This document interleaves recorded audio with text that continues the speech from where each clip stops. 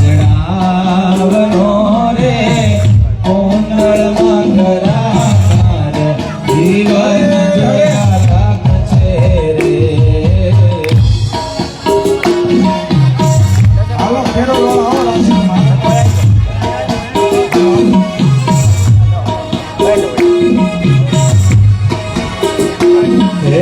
મસ્તક મુગટ જણાવનો રે કુંડળમાં કરાકાર જીવન જોયા લાખ છે રે.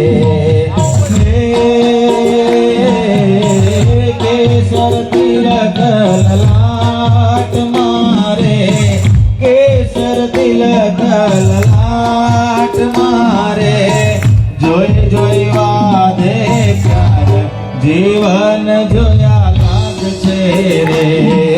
ધર્મા કુંવર હરે કૃષ્ણની રે મૂર્તિ મારે મન માને જીવન જોયા લાગ છે રે.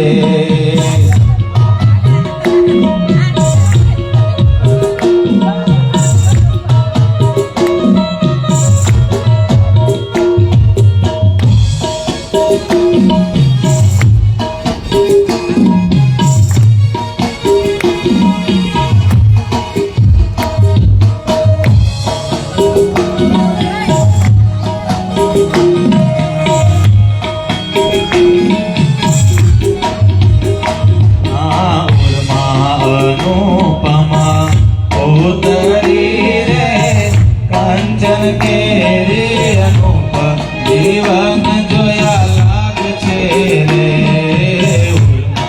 અનુપમા ઉતરી રે કાંચન કેરી અનુપ જીવન જોયા લાગ છે રે. રતન જડિત બાજો બાંધિયા રે રતન જડિત બાજો બાંધિયા રે સુર નર મુનિ ભૂખા જીવન જોયા લાગ છે રે. ધર્મા કુંવર હરે કૃષ્ણની રે મૂર્તિ મારે મન માની જીવન જોયા લાગ છે રે.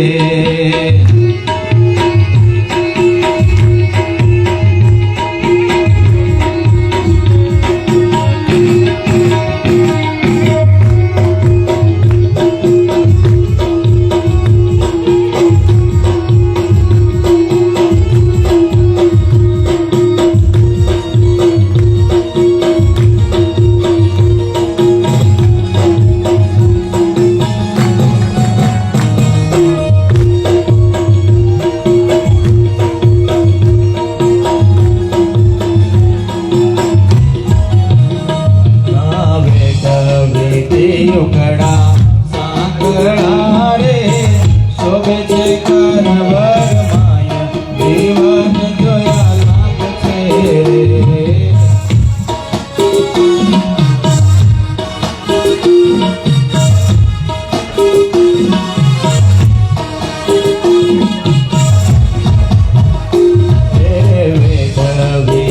ઉકડા સાંકળા રે શોભે છે કરવર માયા જીવન જોયા લાગ છે રે.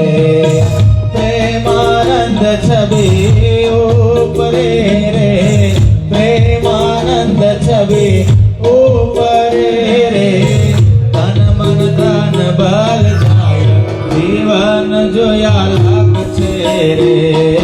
ધર્મા કુંવર હરિ કૃષ્ણની રે મૂર્તિ મારે મન માની જીવન જોયા લાગ છે રે.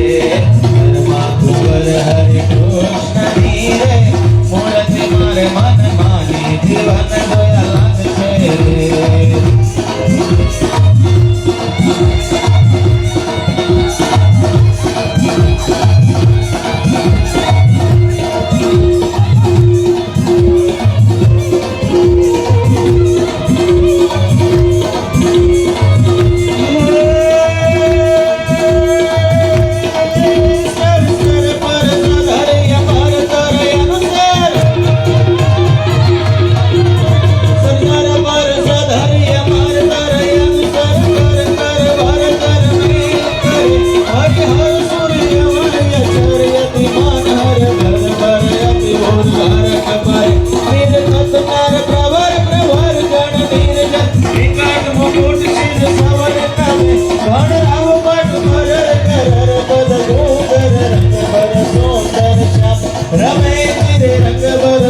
સુંદર શ્યામ રમે ધીરે રંગ બર સુંદર શ્યામ રમે ઓમ શ્રી અવતારિણી શ્રી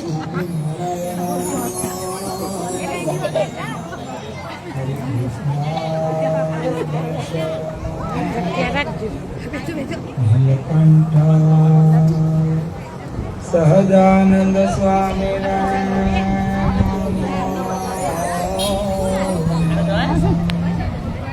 બોલો સ્વામિનારાયણ ભગવાન નર નારાયણ દેવ લક્ષ્મી નારાયણ દેવ કૃષ્ણ કનૈયા રામચંદ્ર ભગવાન વિઘ્ન વિનાયક દેવ અષ્ટભુજન દેવ ઓમ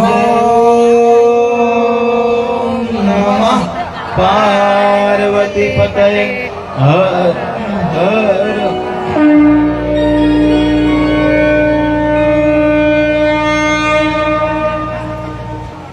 આજે તારીખ 12/5/2026 વિક્રમ સંવત 2082 વૈશાખ વદ દશમ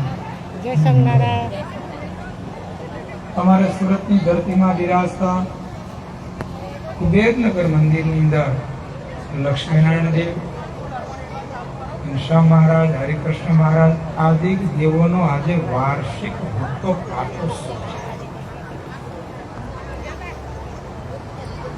વાલા ભક્તજનો, આ મોયત ગામને આંગણે ત્રિદિનાત્મક ભક્ત આખ્યાન કહેતા કે વેદ વ્યાસજીએ રચેલ શ્રીમદ ભાગવત અંતર્ગત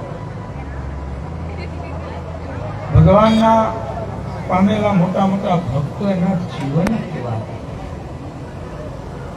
એ પરમાત્માને કેવી રીતે પામી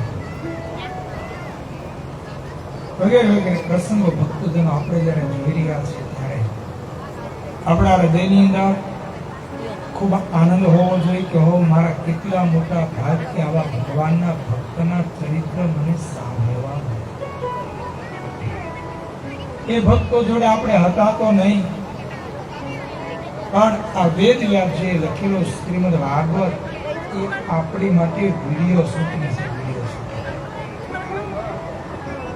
કારણ કે જોયું નથી પણ કાનેથી સાંભળી તો હૃદયમાં કૃષ્ણ સ્વરૂપ ચોક્કસ થશે. એટલે ભક્તજનો, આપણે 2 દિવસ સુધી પ્રથમના દિવસે આપણે પ્રહલાદ આખ્યાન જોયું, દ્વિતીય દિવસે કહેતા કાલને દિવસે પ્રહલાદજીનું આખ્યાન જોયું અને આ જ ભક્તજનો આપણે આજે આખ્યાનમાં પ્રવેશ કરવો છે.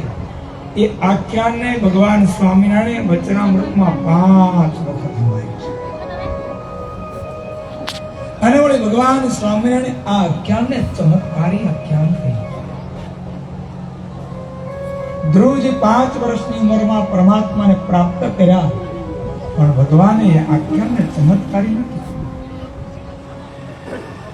પ્રહલાદજી 7 વર્ષની ઉંમરની અંદર પોતાનો બાપ રાજા, ત્રિલોકીનો રાજા, રાક્ષસ અને તોય છતાં પોતાના પિતાની સામે લડી અને પરમાત્માની ભક્તિ કરી તો ભગવાનની આખ્યાનને ચમત્કારી નથી.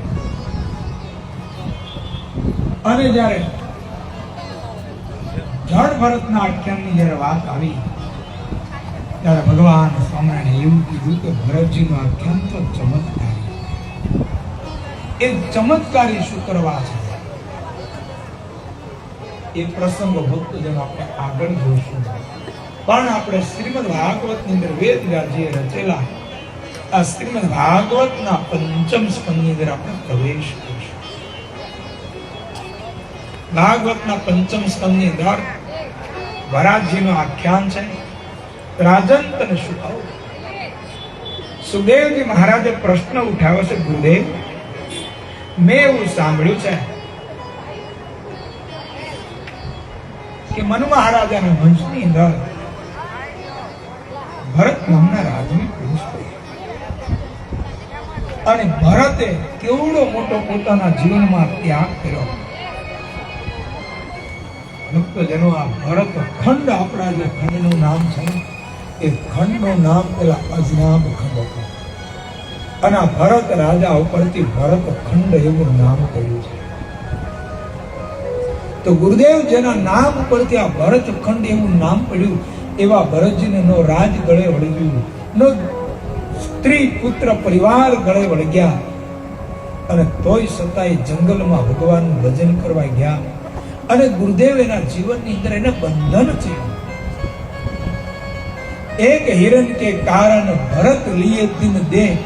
તો ગુરુદેવ, હું તમને એ પ્રશ્ન કરું છું કે જીવાત્મા ઘરબાર મૂકીને જો જંગલમાં પરમાત્માનું ભજન કરવા જાય અને ત્યાંય જો બંધન છૂટતું ન હોય, તો ગુરુદેવ, અમે તો ગ્રસ્તાશ્રમમાં રહેલા વ્યક્તિનું બંધન કેમ છૂટે અને એની મુક્તિ કેમ થાય? માટે ભરતજીના જીવનમાં શું ખોટ રહી ગઈ હતી, તેના કારણે એને 3 જન્મ લેવા પડ્યા. અને એને ખ્યાલ આવ્યો કે મારા જીવનમાં ખોટ રહી ગઈ, પછી એને પરમાત્માની ભક્તિ કેવી કરી, વગેરે વગેરે સુખદેવજી મહારાજને પ્રશ્ન કર્યા છે. અને એ સમય સુખદેવજી મહારાજ કહે છે, સાંભળ પરીક્ષિત, હું તને મનુ મહારાજાના વંશની અંદર અનેક રાજવી પુરુષ છે, પણ એક અગ્નિદ્ર નામનો રાજા છે. એના વંશની અંદર નાભી નામના રાજા છે. એમના લગ્ન મરુદેવી સાથે થયા છે. પણ રાજન, તને શું કહું, લગ્ન થયા ઘણો સમય થયો, પણ એની ઘરે સંતાન નથી. આખી બ્રહ્માજીને બોલાવી યજ્ઞનો પ્રારંભ કર્યો, અને યજ્ઞમાંથી સ્વયં મૂર્તિમાન ભગવાન પ્રગટ થયા. અને ભગવાન જ્યારે સ્વયં પ્રગટ થયા ત્યારે રાજાને માગવાનું કહ્યું છે કે રાજન, માગો માગો તો માગો. ભક્તજનો, કાલ પણ કહ્યું હતું, આજ પણ તમને ફરી વખત કરાવું છું. ભક્તો, ક્યારેક ભગવાનના મોટા સંતોની સેવા થઈ જાય અને આપણા જીવન